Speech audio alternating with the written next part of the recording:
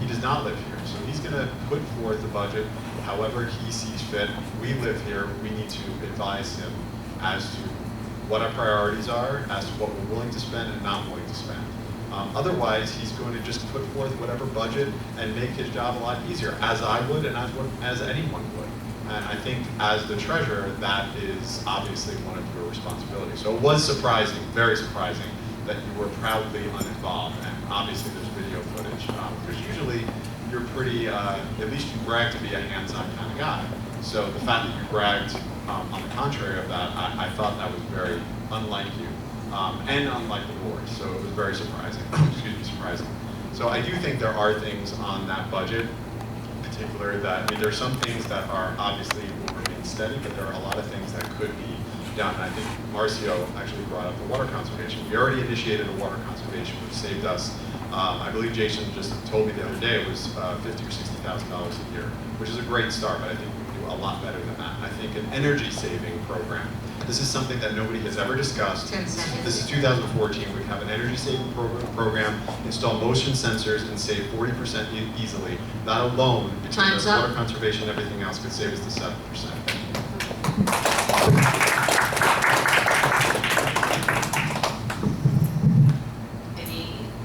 Any questions? Yes, sir.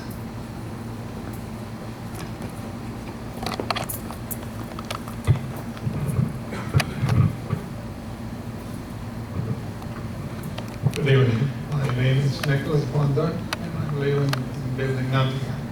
And who is your question for? My question is for that beauty salon. No, which candidate will you be addressing? To our president, Mark. Okay. This salon that we are renting, you say it's $200 a month. I would like to know, do we pay the electricity, or who's paying the electricity for that? Because if we pay the electricity, actually his rent is free. Thank you very much. The tenant pays for their own electricity.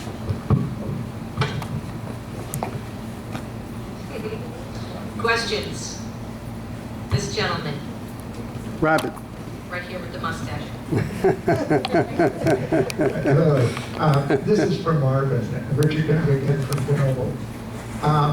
My question to you is, what priority would you put for getting the buildings that have not been remodeled?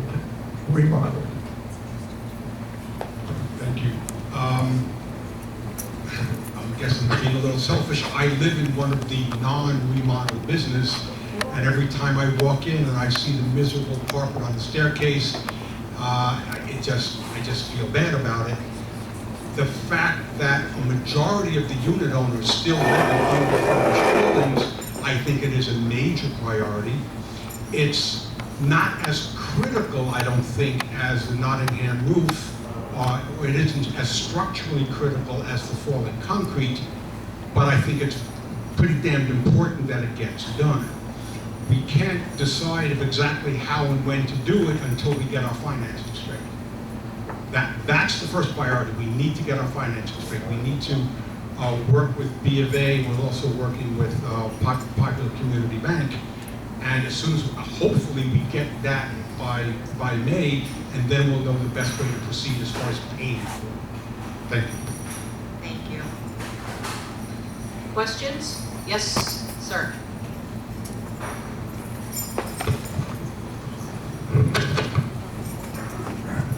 This is to Marvin.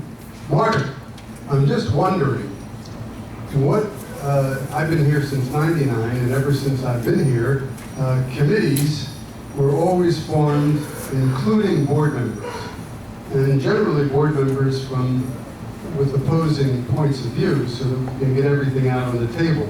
For some reason, you have determined that board members should not sit on committees. The sole exception is our Sales and Lease Committee, where we have our illustrious Ms. Mesereau taking charge, but otherwise you specifically, after I think Mark Richmond was the last board member on a committee, the Projects Committee, but since then you've determined it's not fitting for board members to be on committees, and I wonder what your 5 reasoning is seconds. for that.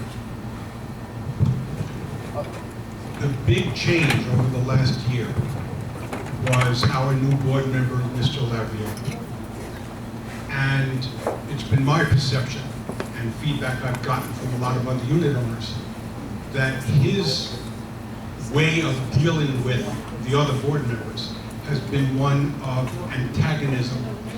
And if anybody does not agree with him, instead of trying to logically and discuss whatever the point of view that he may be different than someone else's, there's demeaning language against the other people, name calling, a very antagonistic, you're wrong, I'm right, and if you don't agree with me, you're a bad person. From that point on, with his, as far as I'm concerned, his absolute unwillingness to deal with the most of the board members in a calm, logical, rational way. It seemed that putting any board member on a committee that did not include him would be attacked, and it would be just that much more difficult. So I determined to keep things running smoothly, to get the operations of the association moving forward continuously, not to have board members on committee. And so far, it's worked out well. He does his thing, but and so far it's worked out well. The feedback I'm getting from the unit owners and the other board members, other than yourself, is it was the right thing to do to keep things moving 10 forward seconds. in a logical, calm manner. Thank you.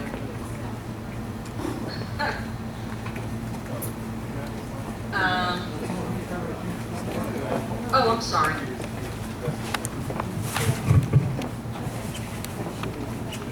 But unit owners are not supposed to respond directly. Well, it's a question then, because I'm very surprised. It's the first time I've heard that the reason that the committee, the Who's your process question for?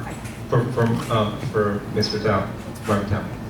This is the first actually time I've ever heard that the reason that committees no longer include board members is because I'm on the board, and it's really insulting to the 60% of owners who What is your voted for me. question? That So is not a question. I want to know how you justify doing something like that, because this goes back to almost the very beginning of the year, and you're saying that because you don't like that 60% of the people voted for me, so therefore you decided arbitrarily to just kick board members off all the committees so I wouldn't be on one. Is that what you're saying?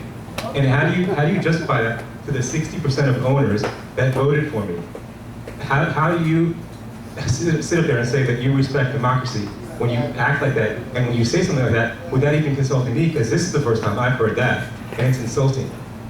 That's my question. John, I voted for you because from the limited presentation you gave us in the candidacy, you sounded and you were presentable, upfront person, and I was impressed, and I voted for you. But it turns out that once you get in front of your keyboard, you turn into this a very, very different personality. And when someone doesn't agree with you, you are like a demagogue. You demean them, you call them names, you spread fear. Just look at your recent one today. I mean, it's all about spreading fear and calling names. And it's because of what you do on your keyboard and the type of misinformation and fear and all the stuff that you spread out. That is why I chose to do what I do, and I have no compunction about continuing that process as long as you continue to behave in the manner you do. And one of the sorriest things I've ever done is vote for you. Thank you.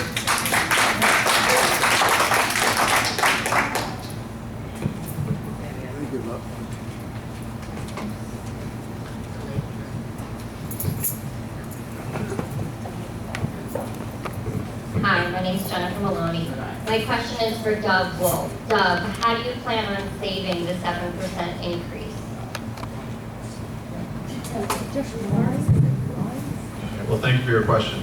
Well, for starters, before I even answer that, I just wanted to reiterate the fact that 7%, as most of you know, is 7 times the rate of inflation. And we were told, again, that after the $900,000 assessment, plus the raise in maintenance, plus a few more other values, 1.4, that we would be solvent. So, and moving forward, after being solvent, any raise in maintenance, assuming we're being fiscally responsible, would be an increase that would match inflation. So, many of you got a 1 point raise, a salary raise, because that's what inflation was. It was actually 1.2. So there's no reason why we can't either match inflation or even do better. Now, at no point did the board take any measures to do. Obviously, John did revise the budget, but aside from that, the board did collectively come together and actually. And it's the job of the board. It's not the job of the manager. The manager's doing a great job. However, a wonderful idea is an energy saving program. I mean, this is 2014, and we don't have an energy saving program. Why in the world do we have outside lights 24/7? Why don't we have motion sensors like they do in places in Boca and in all throughout Europe? They have motion sensors. It's a very inexpensive investment, extremely inexpensive. It could save us 30–40% a year. $200,000 goes towards electric, and a lot of that is waste. Who's hanging out in the hallway at 4 in the morning? As soon as you open the door, the light goes on. You'll never see the light off. However, when nobody's there, the light should be off. That's thousands and thousands of dollars. $150,000 would save us the 7%. Why would we start off at failure saying, let's just spend the 7%? Why not start off at baseline and then see how we do? That, in addition to the water conservation and attorney's fees, we could easily save the 7% in some. And if we don't, at that point, maybe a raise in maintenance, but not until then. Thank you.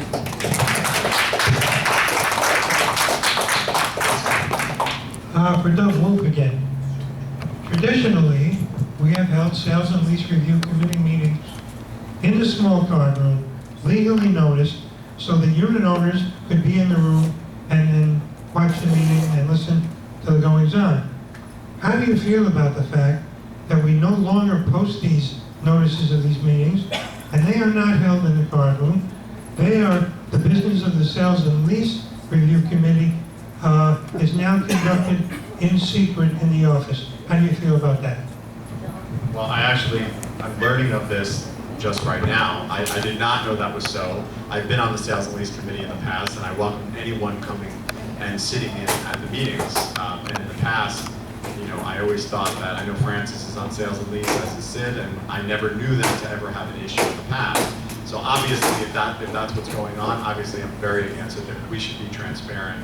The unit owner should know who's buying and who's renting in our community. We should find out the process that goes on.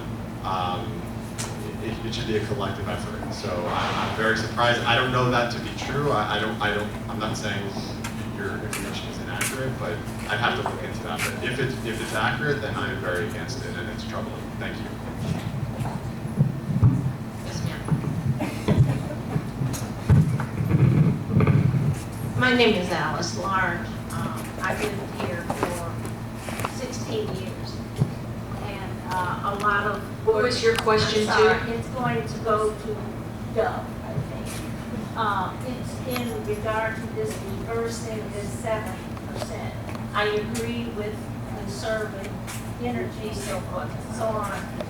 But in all these strong efforts to cut and save, and no increase, how would you implement these energy saving programs without spending a great deal of money to put them in place?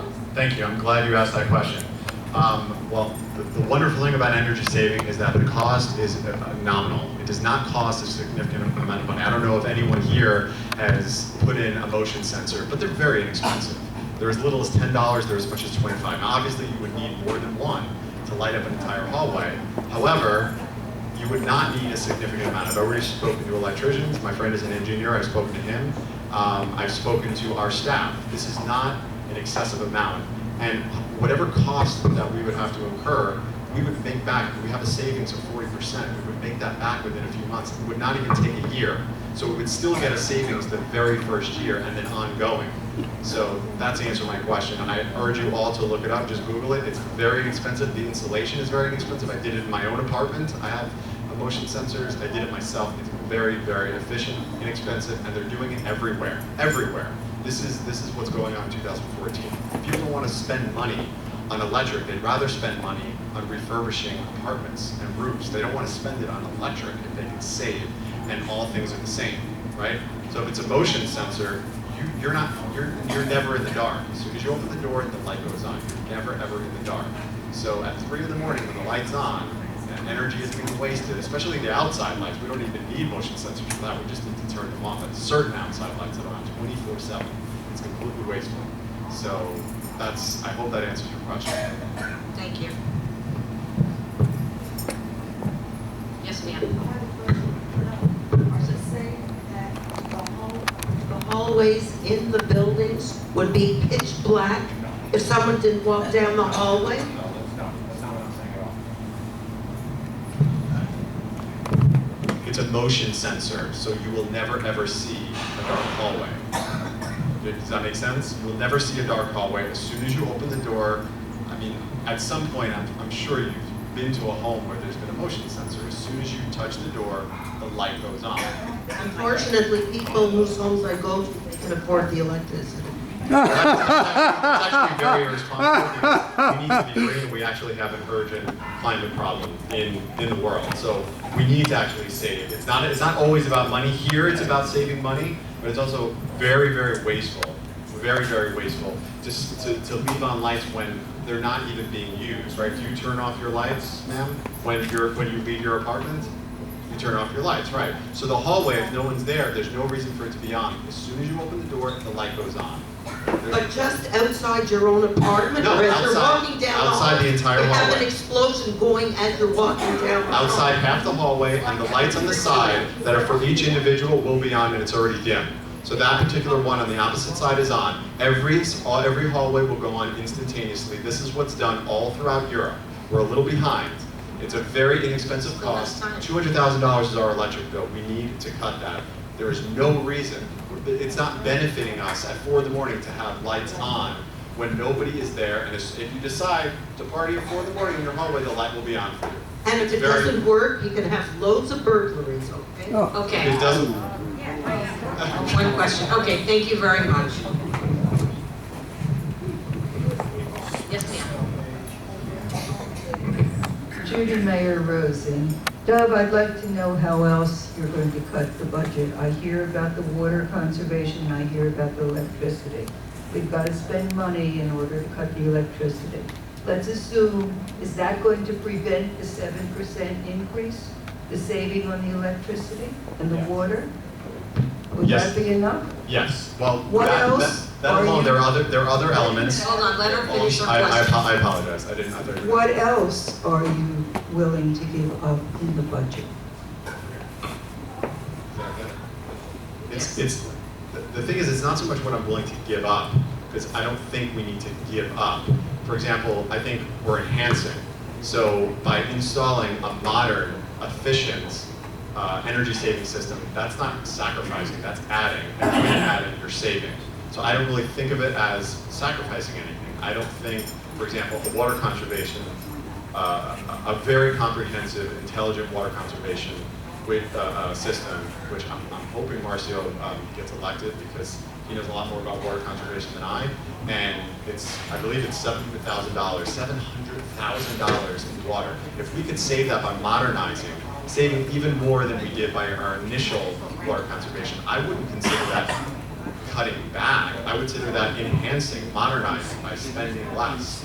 I mean, back in the late 90s when we started going paperless, did you feel like we were sacrificing by not having that paper? No, we were enhancing. You had the convenience of electric. If you wanted to do paper, you could.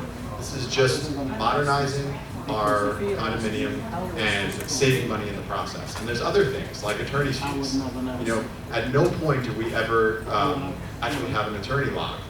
People just arbitrarily call the attorney. If we actually kept track, and we kept the board and the president, whoever that may be, accountable, I think the spending on attorneys would be much less, and I think there's something called an ombudsman. I have a good personal friend who's a property manager. He never calls the attorney, he calls the ombudsman. The ombudsman is free. It's a free service. So you just call up the ombudsman, and guess what? He knows 718 backwards and forwards. A lot of people say, well, you need to call the attorney. The attorney is the only person who is the law is a judge. The attorney gives his opinion. That's why they're called counselors. They give their opinion. You ask 3 attorneys, you get 3 different opinions. Call the ombudsman, save thousands and thousands of dollars in attorney's fees. Stop initiating and perpetuating frivolous lawsuits, and between those 3 things alone, among like 3 or 4 or 5 others, which I don't have time, yes, that 7% will save. Thank If you. we don't, we will then increase at that time. Thank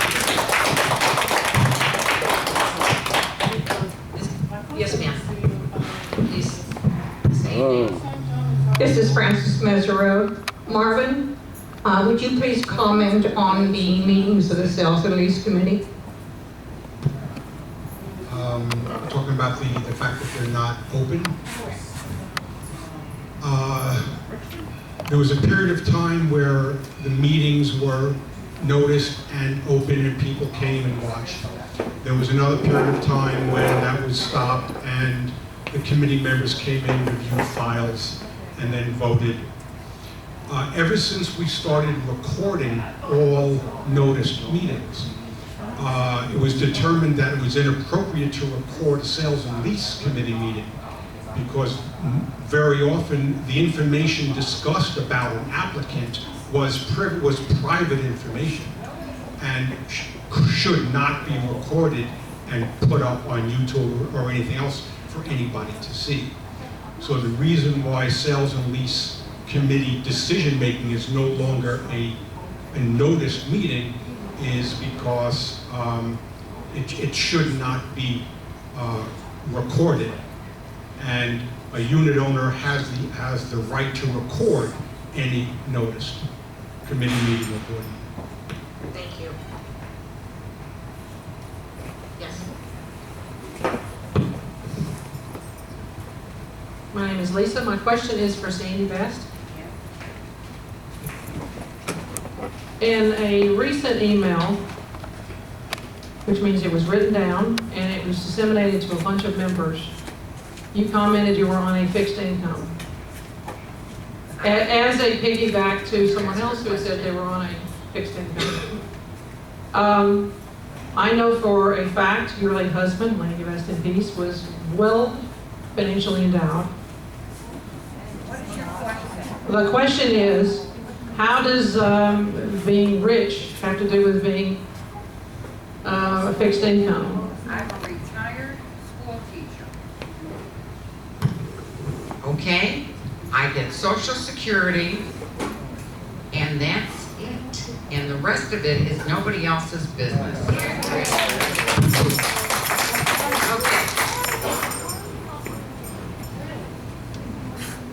We have about 7 more minutes before the closing statements.